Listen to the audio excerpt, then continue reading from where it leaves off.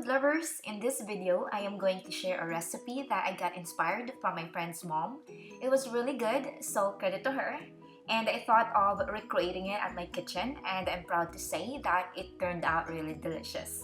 I tweaked the recipe a little bit, just a little. Alright, so if you want to know how to make this recipe, let's get started. For the ingredients, you will need taro root. I used two kinds: fried fish, squash,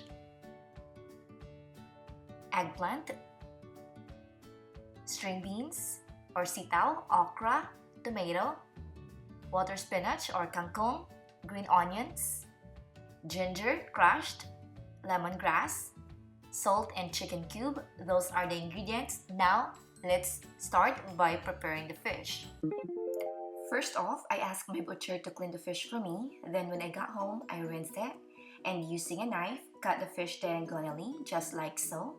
Remember not to cut it all the way through. Next, season it with salt and you are going to set it aside. On a separate pan, heat up some canola oil for over medium-high heat. Once nice and hot, place or fry the fish. I fried mine for about 5 to 6 minutes on each side.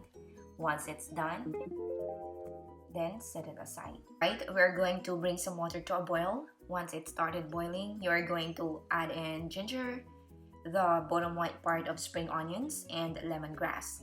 Let it simmer and cover for 2 minutes. Next, place in taro root. Cook for about 20 minutes or until fork tender. Then you're going to add squash. Same thing with the squash, it should be fork tender. It should be fork tender before adding the fried fish. I also add spring onions. It's not spring onions, spring beans. Cook that for another 5 minutes. Next, add in eggplant, okra, and tomatoes. Another 5 minutes for that. So this is how it looks like after 5 minutes. Then you're going to add salt and chicken cube. Remember that cooking is all about your taste, so adjust it accordingly. Next is I added the spring onions.